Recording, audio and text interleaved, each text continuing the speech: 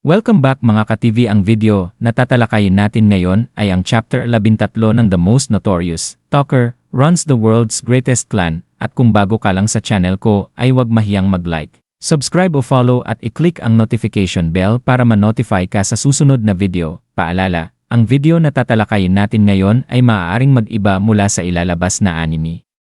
Hindi ko inaangkin ang mga drawing o anumang materyales na ipapakita. Ang layunin ko ay magpakita ng suporta at magbigay ng impormasyon tungkol dito. Ang lahat ng kredito ay nananatili sa mga orihinal na may-ari. Maraming salamat. Si Gil, isang miyembro ng grupo ng mga bandido, ay natagpuan ang sarili sa isang delikadong sitwasyon matapos niyang aksidenteng mabasag ang isang bariles ng alak na paborito ng kanilang pinuno. Si Gordo. Agad siyang binalaan ng isa pang bandido na magagalit si Gordo kapag nalaman niya. Ngunit sa halip na tanggapin ang sisi, ipinasa ni Gil ang kasalanan sa kapwa bandido. Hinugot ni Gil ang kanyang espada at hinarap ang kasama. Pinilit itong akuin ang responsibilidad upang maiwasan ang mas malaking gulo. Naging matindi ang tensyon, at kahit na inamin ng kasama ang kasalanan, walang awang pinatay siya ni Gil. Ang kanyang aksyon ay nagsilbing babala sa iba pang mga bandido na nakatingin, huwag magsumbong kung nais nilang mabuhay. Ang nakakatakot na presensya ni Gil ay nag-iwan ng takot sa buong grupo, habang sinisigurado niyang walang makakaalam ng katotohanan. Samantala, si Noel, isang taktikal at kalkuladong leader ng isa pang grupo, ay naghahanda para sa planadong pag-atake mula sa malayo. Ginamit niya ang kanyang kasanayan upang paralisahin ang mga bandido, pinahinto ang kanilang mga galaw. Napansin ni Gordo, ang pinuno ng mga bandido, na tila tumigil sa paggalaw ang kanyang mga tauhan at agad itong nabahala, nagtatanong kung ano ang nangyari. Bago pa man siya makakilos, sinamantala ni Alma, kasamahan ni Noel, ang pagkakataon at inatake si Gordo mula sa likod. Ginamit niya ang kanyang kasanayang quick attack upang mabilis na patumbahin si Gordo, iniwang duguan at hindi makagalaw. Nang makita ng mga tauhan ang pagbagsak ng kanilang leader, agad silang nalito at natakot. Sa isang flashback, makikita ang plano ni Noel at Alma bago ang pag-atake. Ipinaliwanag ni Noel na si Gordo, isang kilalang kriminal mula sa kanlurang probinsya ng imperyo, ay nakaligtas kahit na may balitang patay na siya sa kamay ng ibang mga seekers. Alam ni Noel ang reputasyon ni Gordo bilang isang rank na scout class na mandirigma, at tiwala siyang kaya itong talunin ni Alma sa isang labanang isa-isa. Ngunit ipinahayag ni Alma ang kanyang pag-aalala sa pakikipaglaban kay Gordo kasama ang kanyang buong grupo ng mga tauhan, dahil mas madali lang para sa kanya kung si Gordo lamang ang kalaban. Tiwala si Noel sa kanyang kakayahan at sinabi kay Alma na siya na ang bahala sa mga tauhan ni Gordo, habang si Alma ang tututok kay Gordo. Ibinahagi ni Noel ang kanyang plano, gagamitin ni Alma ang kanyang stealth ability upang makalapit kay Gordo nang hindi napapansin, habang gagamitin ni Noel ang kanyang Stone Howl mula sa 300 metro upang immobilize ang mga tauhan ni Gordo. Bagamat maaaring makaiwas si Gordo dahil sa kanyang mas mataas na ranggo, ang layunin ni Noel ay pansamantalang madisable ang mga tauhan ni Gordo. Pagbalik sa kasalukuyan, naganap ang plano ayon sa inaasahan.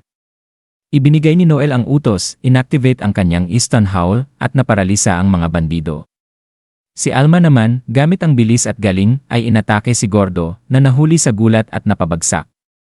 Habang duguan si Gordo, unti-unting nakakagalaw muli ang mga tauhan niya, at naintindihan nila ang nangyari sa kanilang leader. Sa punto de vista ni Noel, ipinaliwanag niya kay Alma ang kanyang karagdagang utos, hindi kinakailangang patayin agad ang natitirang mga bandido, kundi magdulot ng kalituhan upang masira ang kanilang organisasyon. Alam ni Noel na kapag nawalan ng leader ang mga bandido, magiging magulo at mawawalan sila ng direksyon. Ngunit si Alma, hindi lubos na naintindihan ang utos ni Noel, at sinimulang patayin ang mga bandido sa halip na pagkalituhan lang sila.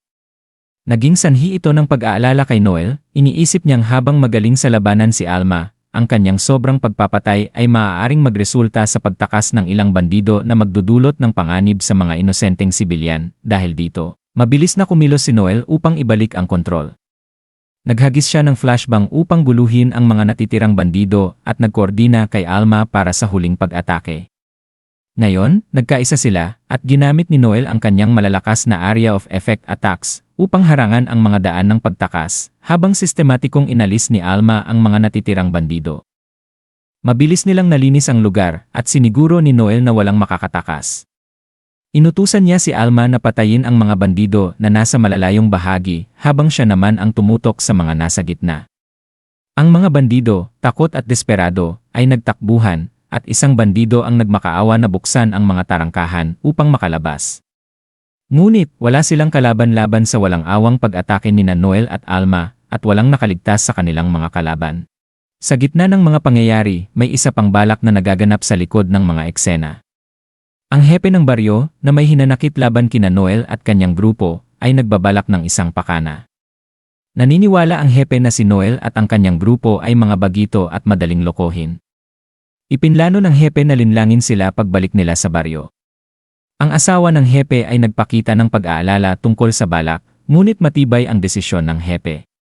Iniisip niya na ang grupo ni Noel ay walang alam sa masalimuot na lasa ng alak at ipinahihiwatig na may masamang sorpresa ang naghihintay kina Noel at Alma sa kanilang pagbabalik sa baryo.